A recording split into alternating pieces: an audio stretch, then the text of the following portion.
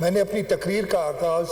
ایک دعا ایک قرآنی آیت سے کیا تھا جس میں اللہ تعالیٰ خود کہتے ہیں کہ مجھ سے یہ دعا مانگو، اور میں آج وہ دوبارہ آیت پڑھنا چاہتا ہوں۔ یہ سورہ بنی اسرائیل کی 80ویں آیت ہے۔ وَقُلْ رَبِّ أَدْخِلْنِي مُدْخَلًا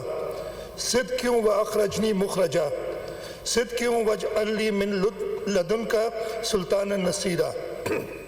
Sir, I'll translate it in both English and Urdu۔ اللہ تعالیٰ فرماتے ہیں سے، یعنی وہ کہتے ہیں مانگ، کہو یہ، تو کیا کہو؟ O my Lord, let my entry be by the gate of truth and honor, and likewise my exit by the gate of truth and honor, and grant me from thy presence an authority to aid۔ اور اردو میں، اور آپ اپنے رب کے حضور یہ عرض کرتے رہیں، اے میرے رب، مجھے سچائی اور خوشنودی کے ساتھ داخل فرما، اور مجھے سچائی اور خوشنودی کے ساتھ باہر لیا، اور مجھے اپنی جانب سے مدد دینے والی قوت بھیج دے۔ اللہ تعالیٰ نے پہلی بار 29 جولائی 2016 کو مجھے داخل کیا۔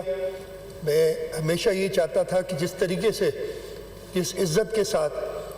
میں داخل ہوا ہوں، میرا نکلنا بھی اللہ تعالیٰ کی خوشنودی سے اسی عزت سے ہو۔ لیکن اس کے بعد دوسری بار I believe it was 17th of August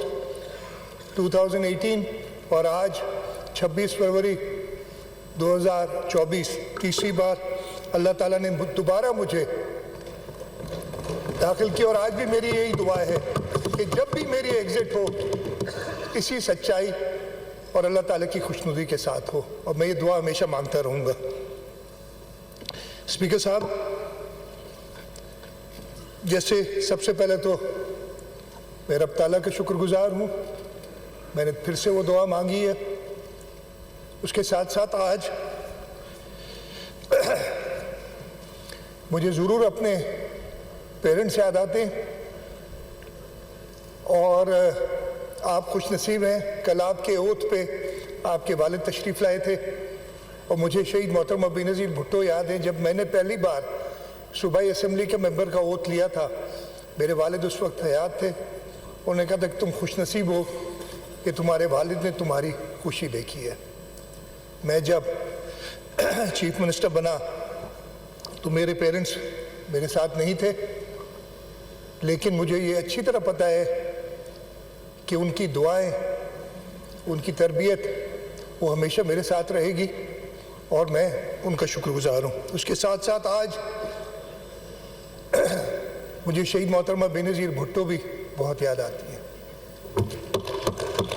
میری پولیٹیکل مینٹور، میں نے سیاست میں آنا نہیں تھا، شہید محترمہ بینظیر بھٹو ایگزائل میں تھیں، وہ جب باہر تشریف لاتی تھیں تو مجھے موقع ملا ان کے ساتھ کام کرنے کا، اور 2002 کے جب الیکشن ہوئے تو مجھے میرے والد صاحب نے کہا، میرا بھائی ادھر بیٹھا ہے، ہم دونوں سے کہا کہ جی میں الیکشن نہیں لڑ سکتا، میں نے بڑی محنت کی ہے، اگر آپ دونوں میں سے کوئی چاہے تو جا کے الیکشن لڑے۔ اور شہید محترمہ بینظیر بھٹو نے مجھے انکریج کیا، اور اللہ تعالیٰ کی خوشنودی سے میں آج تیسری بار چیف منسٹر کا الیکشن جیتا ہے میں نے، اور 5 بار اس اسمبلی کا ممبر 5ویں بار بنا ہوں۔ میں اپنی فیملی کا شکر گزار ہوں، ہمیشہ میرا جس طریقے سے ساتھ دیا ہے۔ بہت مشکل ٹائم رہا ہے خاص طور پہ، اور میں تھوڑا سا ذکر کروں گا، آغا صاحب نے ذکر کیا تھا پچھلے 5 سالوں کا،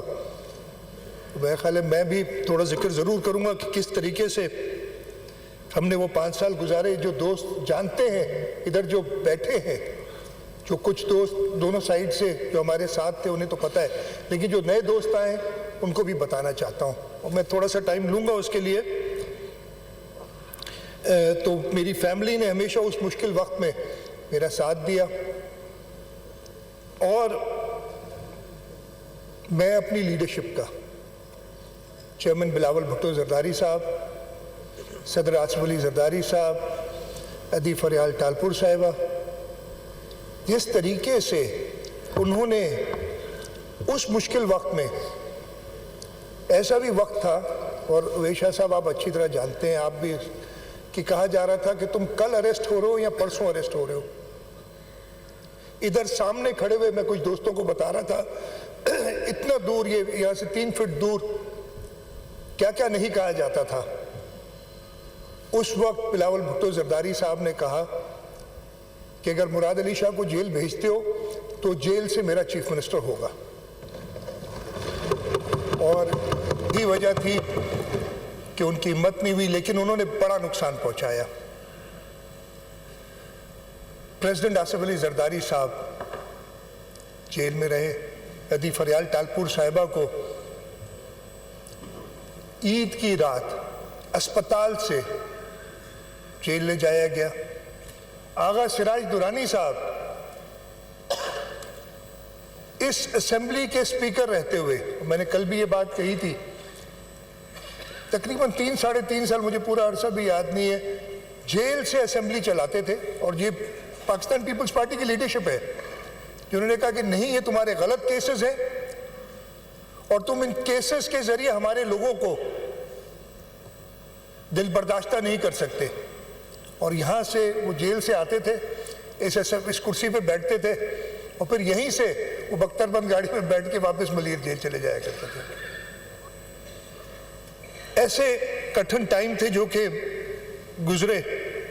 تو میں اپنی پارٹی لیڈرشپ کو سب سے پہلے تو خراج تحسین پیش کرتا ہوں۔